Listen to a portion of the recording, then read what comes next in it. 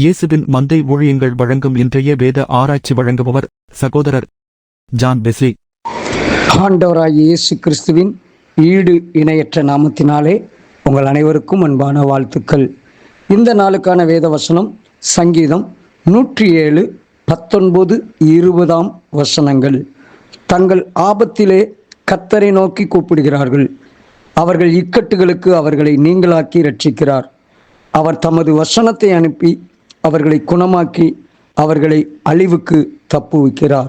அருமையான கர்த்தருடைய பிள்ளைகளே, ஆபத்திலே கர்த்தரை நோக்கி கூப்பிடுகிறார்கள். கர்த்தர் அவர்கள் இக்கட்டுகளை நீங்களாக்கி ரட்சிக்கிறார். ஆம், இஸ்ரவேல் ஜனங்கள் எகிப்திலே உள்ள ராஜாவின் நிமித்தம் அடிமைத்தனத்திலே மிகவும் வேதனைப்பட்டு கண்ணீரோடு இருக்கிற வேளையிலே தங்களுடைய ஆபத்திலே கர்த்தரை நோக்கி கூப்பிட்டார்கள். ஆண்டவரை நோக்கி கதறினார்கள். வசனம் சொல்லுகிறது, கர்த்தர் அவர்கள் கூப்பிடுதலின் சத்தத்துக்கு செவி கொடுத்து அவர்களுடைய இக்கட்டுகளுக்கு நீங்களாக்கி ரட்சிக்கிறார். ஆம், மோசே என்கிற ஒரு தாசனை எழுப்பினார். ஆம், மோசே என்கிற ஒரு தாசனை எழுப்பி அநேக அற்புதங்கள் மூலமாகவும் அநேக அடையாளங்கள் மூலமாகவும் அவர்களை எகிப்திலிருந்து விடுதலையாக்கி அவர்களை கானானுக்குள்ளே அழைத்து செல்கிறார். இந்த கால வேளையிலே இந்த கர்த்தருடைய வார்த்தையை கேட்கிற அருமையான கர்த்தருடைய பிள்ளைகளே, உங்களுக்கு ஆபத்து உண்டாகலாம். நீங்களும் ஒரு ஆபத்திலே கர்த்தரை நோக்கி கூப்பிடலாம்.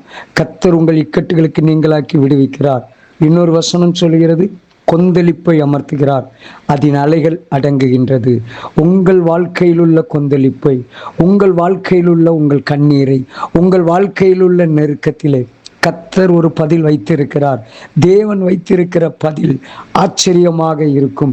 இஸ்ரவேல் ஜனங்கள் எகிப்திலே அவர்கள் கண்ட அடையாளங்கள், அற்புதங்கள் எத்தனை ஆச்சரியமானவைகள்! ஆம், அதே போல நாம் பல இடங்களிலே வாசிக்கிறோம். மீதியானியர்களுக்கு இஸ்ரவேல் ஜனங்கள் அடிமைப்பட்டு இருக்கும்போது அங்கே கிதியோன் என்கிற ஒரு தாசனை கர்த்தர் எழும்ப பண்ணினார். எகிப்திலே மோசே என்கிற தாசனை எழும்ப பண்ணினார். இன்னும் கோலியாத்துக்கு நிமித்தம் இஸ்ரவேல் ஜனங்கள் மிகுந்த வேதனையை, துன்பத்தை அனுபவித்து பயந்து கொண்டிருக்கிற வேளையிலே தாவீது என்கிற ஒரு தாசனை எழும்ப பண்ணினார். இந்த காலங்களிலே கர்த்தர் நம்மோடும் பேசுகிறார். நம்முடைய பிரச்சனையிலே ஏதோ ஒரு தாசனை, ஏதோ ஒரு வார்த்தை எங்கே சொல்லப்பட்டிருக்கிறது, வசனத்தை அனுப்பி குணமாக்க வேண்டுமா, குணமாக்குகிறார். விடுதலை வேண்டுமா, விடுதலை கொடுக்கிறார். வழி தெரியாமல் திகைத்து நிற்கிறோமா, வழி இதுவே, இதில் நடவுங்கள் என்கிற சத்தத்தை தொனிக்க பண்ணுகிறார். கொந்தளித்து புயல் வீசி நொறுங்கி போயிருக்கிறீர்களா, இறையாதே, அமைதலாயிரு என்று சொல்கிற கர்த்தர் நமக்கு உண்டு. இந்த கால வேளையிலே கர்த்தர் நமக்கும் பேசுகிறார். ஆம், எத்தனை வேதனையிலே யோபு நிந்திக்கப்பட்டான். எத்தனை மனிதர்களால் நிந்தனை, வியாதியால் நிந்தனை, இழப்புகளினால் நிந்தனை, கண்ணீர், கவலைகள், துக்கங்கள் அவர்களை அடைத்து கொண்டிருந்தது. ஆனால் கர்த்தரை சார்ந்திருந்தான். ஆம், அருமையான கர்த்தருடைய பிள்ளைகளே, ஆபத்திலே நீங்கள் யாரை சார்ந்து நிற்கிறீர்கள்? ஆபத்திலே கர்த்தரை சார்ந்து நிற்கிறீர்களா, அல்லது மனிதர்களை சார்ந்து நிற்கிறீர்களா, இல்லை என்றால் அதிகாரங்களை சார்ந்து நிற்கிறீர்களா? கர்த்தரை சார்ந்திருங்கள். கர்த்தரை நோக்கி பாருங்கள். இஸ்ரவேல் ஜனங்கள் எகிப்திலே அடிமைப்பட்ட போது ஆண்டவரை நோக்கி பார்த்த போதெல்லாம் அவர்களுக்கு மீட்பை கொடுத்தார். ஆண்டவரை நோக்கி விடுதலையை கேட்க போதெல்லாம் கர்த்தர் விடுதலையை கொடுத்தார்.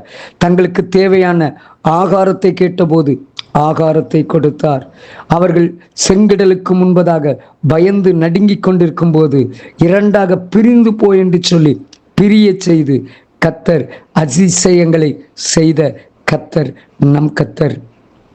நாமும் சிந்தித்து பார்ப்போம். நாமும் இந்த கால வேளையிலே யோசித்து பார்ப்போம். எது நிமித்தம் நொறுங்கி போயிருக்கிறீர்கள்? எது நிமித்தம் சோர்ந்து போய் நிற்கிறீர்கள்? எது நிமித்தம் பயந்து போய் வழி தெரியாதபடி இருக்கிறீர்கள்?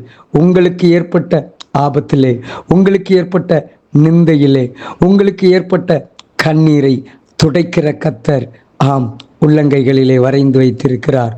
அவர் உள்ளங்கைகளிலே வரைந்து வைத்திருக்கிற கர்த்தர் ஆம், உத்தமனாய் நடந்து நீதியை நடப்பிக்கும் போது கர்த்தர் அவனை ஆசீர்வதிப்பார், அவனோடு கூட இருப்பார்.